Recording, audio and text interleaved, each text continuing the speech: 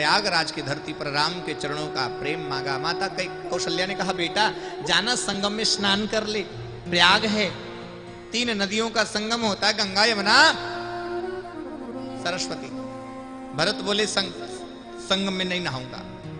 कई माता कौशल्या बोली, बेटा यह संगम है, दुनिया के लोग आकर संगम में स्नान करते, तू क्यों नहीं करेगा? बोले माँ, इस त्रिवेणी संगम में माता गंगा है, प्रणाम है। गौरांग वर्ण की है ना माता गंगा, पीत अंग की कांति लिए हुए बहती हैं, जो मुझे माता सिया का स्मरण कराती है।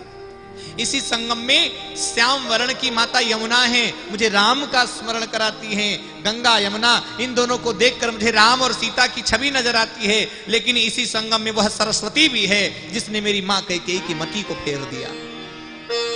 वरना राम से इतना प्यार करने वाली कैकेयी राम की द्रोही कैसे हो सकती है? और अगर उस सरस्वती ने मेरी मां कैकेयी की मति को फेर कर अयोध्या की धरती पर इतने बड़े विघटन का निर्माण कर दिया, और मैं इस संगम में स्नान करूं और कहीं उस सरस्वती ने मेरा भी विचार बदल दिया मां, तो धरती पर अनर्थ हो जाएगा। इसलिए मैं संगम में स्नान नहीं करूंगा। और भरतलाल ने संगम में स्नान नहीं किया। मेरे प्रिय श्रोताओं, यह तो सत्य है कि सारा खेल तो सरस्वती का ही था। मैंने कल कथा प्रसंग में आपको नहीं सुनाया, पर मानस में बड़ा सुंदर वर्णन आता है। मंथरा को कैकेयी महारानी ने फेरा था, मंथरा को सरस्वती महारानी ने फेरा था, उसकी मति को। और भरतलाल ने मानो ना अंदाजे में ही बोला, ऊपर सच बोल दिया।